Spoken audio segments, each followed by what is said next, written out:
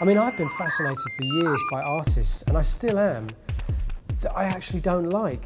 Fine to have you here. Thank you.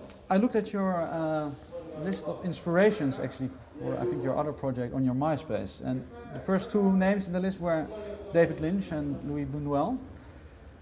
Would you say maybe the atmosphere they capture in their films, is that also capturable by music, do you think? Do I think the atmosphere in their movies is helped by the music in their films? No, if maybe the atmosphere that they create that you yes. that you like, is that possible, do you think, to capture that just by music and sound? I think so, yeah. I mean, obviously they're very different mediums, but music and film, but I think they have a strong connection. What I love about David Lynch and Louis Buñuel and generally surrealist cinema is they're not tied to conventional narrative structure. This is what I don't like about Hollywood movies, is that you kind of always know that there's going to be a very neat narrative. And surrealist cinema, and the great surrealist directors, of which I think those two are, always have a little twist just around the corner to keep you interested, to keep the journey moving along, but not in a predictable way. And I try to apply that principle to music. So Porcupine Tree's music is they're not standard song structures. Very often they will go off at tangents.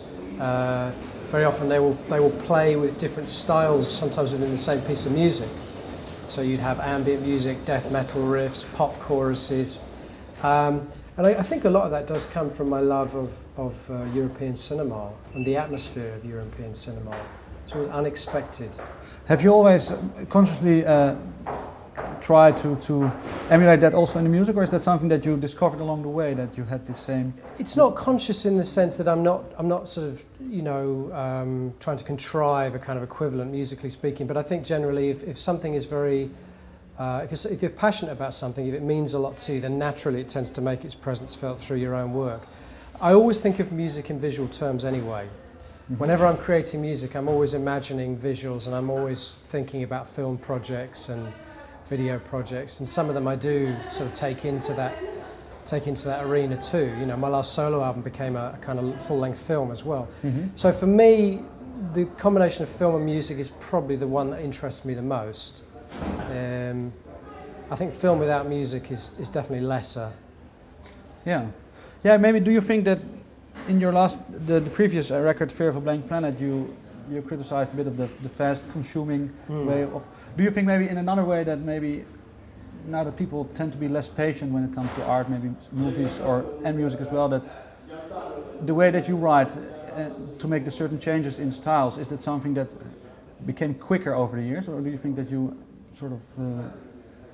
I think when you're talking about anything that is not in a conventional sort of recognizable structure, whether it's surrealist cinema or a more kind of experimental form of rock music, as a listener you have to invest time in it. And unfortunately that's something that we have less and less of. Generally speaking, people nowadays, the pace of life is so much faster, we have less and less time, consequently we have less patience, and consequently we have less time to invest in getting what's special out of these things. Now, I've always been a great believer that the things that don't make sense the first time you hear or see them have got a lot more potential to be things that really will touch you and mean something in the long term.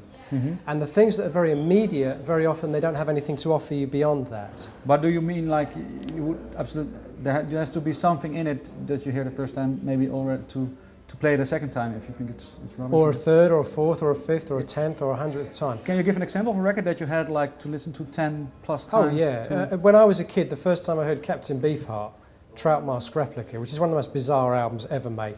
By anyone's standards, this is one of the most bizarre albums ever made. It's one of my favourite albums ever made. The first time I heard it, my reaction was basically, these guys are just having a laugh. It's just a laugh. They're just mucking about. They're just making it up as they go along.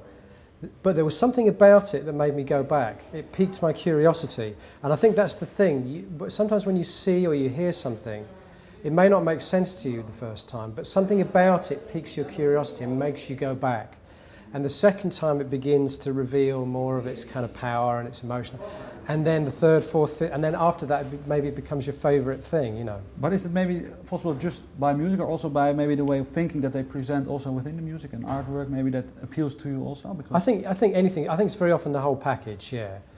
You can be fascinated by, I mean, I've been fascinated for years by artists, and I still am, that I actually don't like. But something about Bob Dylan being a great example. I don't like Bob Dylan, but I have incredible respect for him, and every few years I will go back to the catalogue and try again, because I know that there's something there I'm not getting. The whole image, the respect he has, you know, and all the kind of whole discography is fascinating to me. I've never quite got it, but one day I might.